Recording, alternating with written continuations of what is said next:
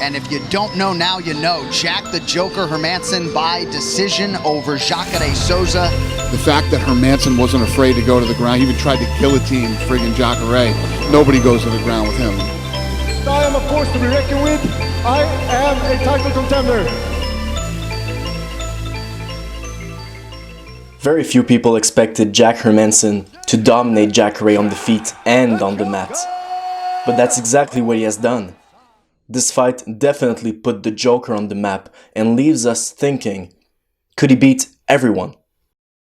To answer that question, let's look at how he did against a top 5 elite fighter in the middleweight division.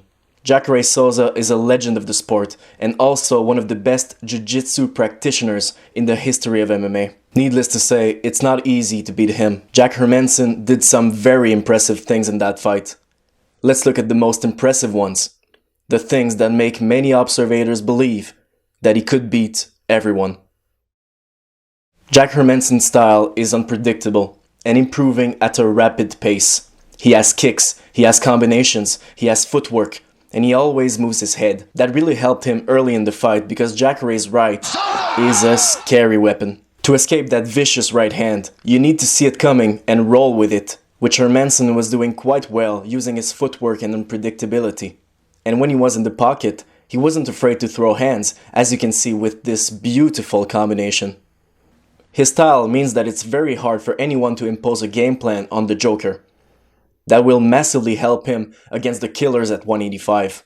And after that awesome combo, Hermansson went for a signature choke. He locked it in quickly, and Jacare was in trouble, but Souza's experience played a big factor. He did exactly what he was supposed to do, which is to roll on his back to his left side, while also taking Hermansson's left knee out of the way. Even a little bit hurt, he did a fantastic job to get away from that submission. But think about this, if Jack Hermansson gets that close to submit Jacare with that guillotine, you can bet he's gonna get it done against the majority of middleweights, because no one is better than Jacare at jiu-jitsu. Just the fact that he went for the submission against Souza shows his mentality. He's not afraid to go against the best, and he's not scared to challenge fighters at what they do best. I mean, hell, he even called out Romero after this fight, and he's probably the worst matchup for him at 185, except maybe Whitaker. But still, what a gangster. So, he wins the first round convincingly, and after 1 minute of the second, he catches Jacare's kick and takes him down. Again, just the fact that he went for the takedown against Souza is amazing. But what's even more impressive is that he managed to keep him down for 4 minutes straight, beating on him. Okay, it wasn't the most brutal ground and pound, but keep this in mind. He needed to be extremely careful to not get submitted. He stayed low, heavy, and didn't try to get half guard or full mount, simply because Jacare can sweep you at any mistake you make.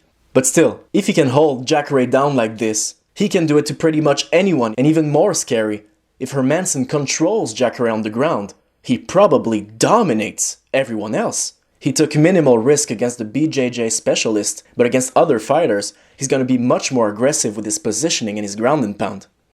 2 rounds in the bank for Hermansson, but still 15 minutes left to go. He comes out in the third, and his footwork is slowing down. That gives Jacare the opportunity to pressure the Joker, and that leads us to the most impressive thing Jack Hermansson did in that fight: surviving this beast. When Jacare is walking you down swinging, he becomes a different animal. He becomes what I like to call the Terminator alligator, and that's exactly what Jacare was in that third round. Ripping body shots, constant pressure, and a look in his eyes that would make 99% of the population quit. Well, the Joker survived that, and that in itself is incredible. He lost that round, but in the corners it was quite clear that Jacare had spent a lot of energy. It was almost like he realized how tired he was and that he had still 2 rounds left to go. And after that, Hermansson found the second wind and came back with the footwork, hitting Jacare with beautiful stuff, including an awesome Superman punch. He won that round, and the 5th was close, even though he got the takedown at the very end. His skills in that fight were really impressive, but his mentality really shows that he could beat everyone.